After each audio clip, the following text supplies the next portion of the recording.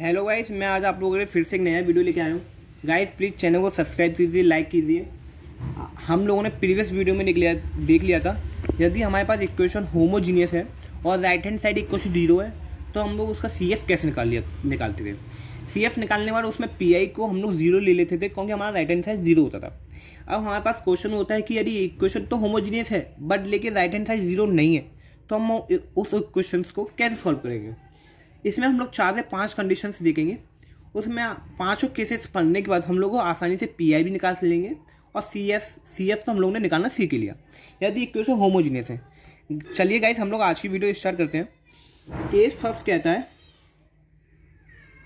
If right hand side is exponential function. यदि हमारे पास right hand side में कोई एक्सपोनेंशियल फंक्शन है, 0 नहीं है, तो हम लोग उसको कैसे सॉल्व करेंगे। सबसे पहले गाइस मैं आपको कुछ बेसिक बता देता हूँ।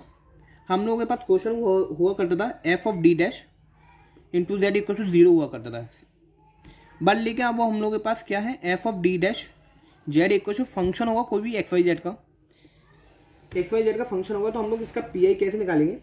PI निकालने के लिए गाइस आप लोगों को क्या करना होगा, PI निकालने का आपको function of d dash into उसका राइट हैंड साइड दिया होगा वो लिखना होगा। राइट हैंड साइड लिखने के बाद आप जानते हैं हम इसमें we know that del over del X की वैल्यू हम लोग क्या रखते थे d, del over del Y की वैल्यू हम लोग क्या कर रखते थे d डैश। इंटीग्रेशन कर देंगे हम लोग यदि इसका डेल ओवर डेल एक्स का तो क्या होता है 1/d integration of del over del Y equal to 1/d dash.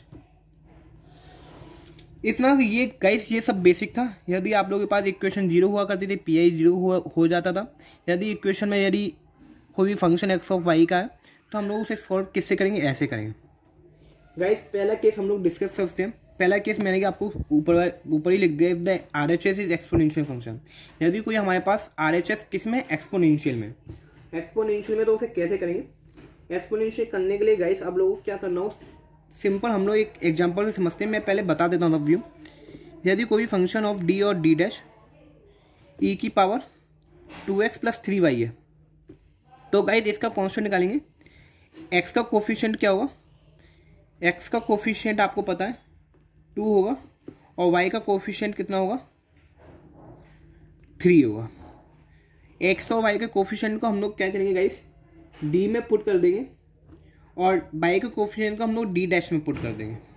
After that हम लोगों के पास जो f ऑफ d डैश है उसमें वैल्यू पुट करने के बाद देखेंगे कि जो डिनोमिनेटर है हमारा 0 हो रहा है कि नहीं हो रहा है। दो ही कंडीशंस हैं, यदि आपका पुट करने के बाद दो ही केसेस होते हैं, यदि आपका डिनोमिनेटर 0 बनता है या फिर एक नॉट इक्वल टू 0 बनता है। यदि गाइस नॉट इक्वल टू 0 बनता है तो आपको कोई प्रॉब्लम नहीं है, आप सिंपली क्वेश्चन को सॉल्व कर देंगे। अभी हम लोग क्वेश्चन करेंगे, आपको ज़्यादा समझ में आएगा। बट लेकिन गाइस ये समझिए, यदि आपको का डिनोमिनेटर d और d डैश की वैल्यु कोफिशिएंट ऑफ x और y की वैल्यू रखने के बाद डिनोमिनेटर 0 बनता है तो हम लोग क्या करेंगे, फिर से इसको डिफ्रेंशिएट करेंगे। डिफ्रेंशिएट किसके रेस्पेक्ट में करेंगे, 1/del के रेस्पेक्ट में करेंगे और d के रेस्पेक्ट में करेंगे तो ऊपर x का मल्टीप्लाई करेंगे। आफ्टर दैट हम लोग फिर x और y की वैल्यू कोफिशिएंट ऑफ x और y की कोफिशिएंट को हम लोग d और d डैश में रखेंगे और चेक करेंगे कि f ऑफ d डैश 0 हो रहा है कि नहीं हो रहा है। यदि 0 नहीं होता है तो आपका आंसर इजीली आ जाएगा। यदि 0 होता है तो फिर से हम लोग इसे इंटीग्रेट करेंगे, डिफरेंशिएट करेंगे किसके रेस्पेक्ट में, 1/d के रेस्पेक्ट में। और जैसे कि हम लोगों ने पहला डिफरेंशिएट कर लिया x के रेस्पेक्ट में, पहले ऊपर x था तो ऊपर x का फिर से मल्टीप्लाई करेंगे, x² हो जाएगा और इस पूरे को डिफरेंशिएट कर लेंगे। आफ्टर दैट मेरे अकॉर्डिंग आपको 2 बार डिफरेंशिएट करने में लास्ट में आपका नॉन जीरो वैल्यू आ जाएगी। जहाँ तक क्वेश्चन आएंगे आप लोगों के लेवल में आने के बाद आप लोग सिंपली क्वेश्चन को हैंडल कर लेंगे।